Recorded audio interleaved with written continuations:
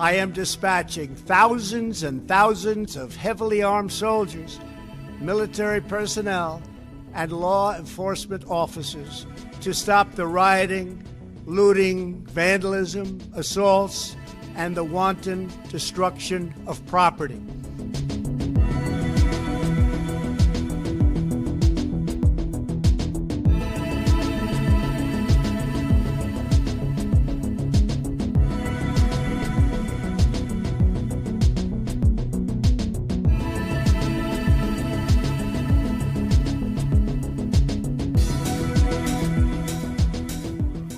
As Donald Trump addressed a nation in crisis, protests took place just beyond the Rose Garden's walls. The US president described the unrest as domestic terror, threatening to deploy the military. Today, I have strongly recommended to every governor to deploy the National Guard in sufficient numbers that we dominate the streets. Mayors and governors must establish an overwhelming law enforcement presence until the violence has been quelled. Earlier in the day, Trump berated governors, arguing they should crack down harder and make more arrests. Demonstrations have been taking place across the US, following the death of African-American George Floyd in police custody, reigniting anger over systemic racism and police killings of Black Americans. While mostly peaceful, some demonstrations descended into violence and looting. In contrast to the president's law and order approach, George Floyd's brother appealed for peace. If I'm not over here messing up my community, come on! Then what are y'all doing? What are y'all doing? Y'all doing nothing! Because that's not going to bring my brother back at all. Meanwhile, an autopsy commissioned by Floyd's family has found he died of asphyxiation from neck and back compression. This while the official report emphasized underlying health problems and potential intoxicants in his system. Both examinations conclude the death was a homicide. As the investigation into George Floyd's death continues, one officer has been charged with murder. But Derek Chauvin's arrest has done little to quell protesters' anger. My fellow Americans, my first and highest duty as president is to defend our great country and the American people. I swore an oath to uphold the laws of our nation, and that is exactly what I will do. All Americans were rightly sickened and revolted by the brutal death of George Floyd. My administration is fully committed that for George and his family, justice will be served. He will not have died in vain. But we cannot allow the righteous cries and peaceful protesters to be drowned out by an angry mob. The biggest victims of the rioting are peace-loving citizens in our poorest communities. And as their president, I will fight to keep them safe. I will fight to protect you.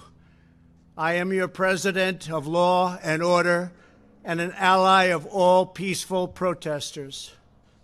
But in recent days, our nation has been gripped by professional anarchists, violent mobs, arsonists, looters, criminals, rioters, Antifa, and others. A number of state and local governments have failed to take necessary action to safeguard their residents. Innocent people have been savagely beaten, like the young man in Dallas, Texas, who was left dying on the street, or the woman in upstate New York viciously attacked by dangerous thugs. Small business owners have seen their dreams utterly destroyed. New York's finest have been hit in the face with bricks. Brave nurses who have battled the virus are afraid to leave their homes.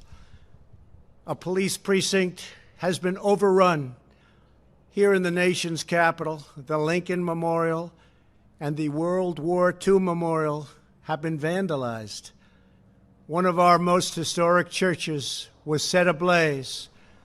a federal officer in California, an African-American enforcement hero, was shot and killed.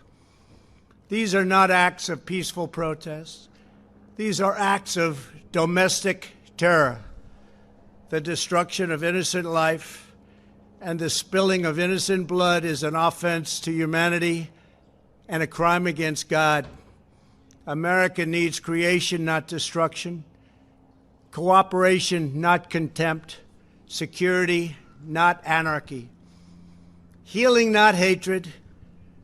Justice, not chaos.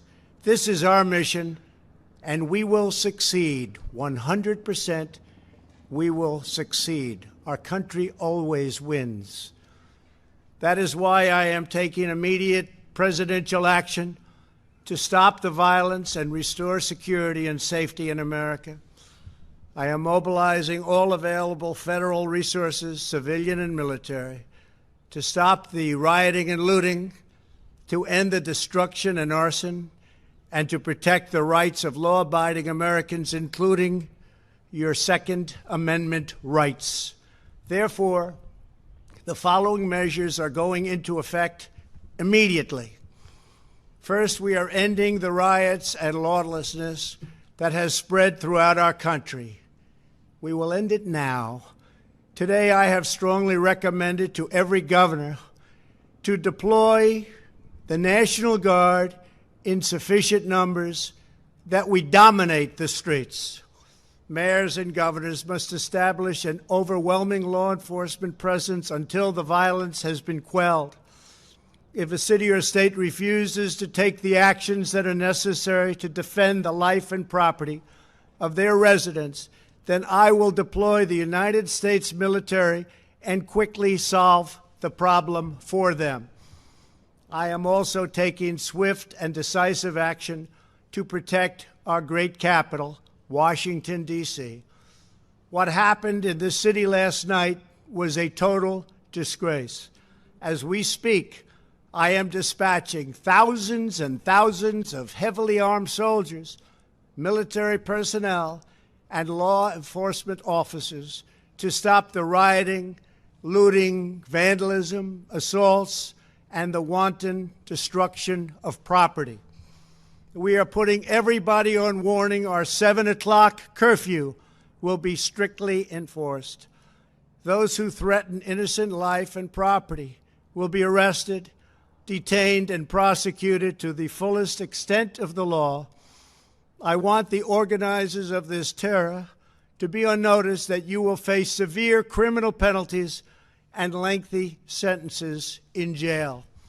This includes Antifa and others who are leading instigators of this violence. One law and order, and that is what it is. One law. We have one beautiful law.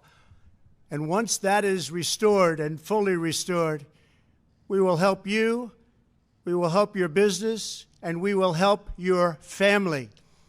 America is founded upon the rule of law. It is the foundation of our prosperity, our freedom, and our very way of life. But where there is no law, there is no opportunity. Where there is no justice, there is no liberty. Where there is no safety, there is no future. We must never give in to anger or hatred. If malice or violence reigns, then none of us is free. I take these actions today with firm resolve and with a true and passionate love for our country. By far, our greatest days lie ahead.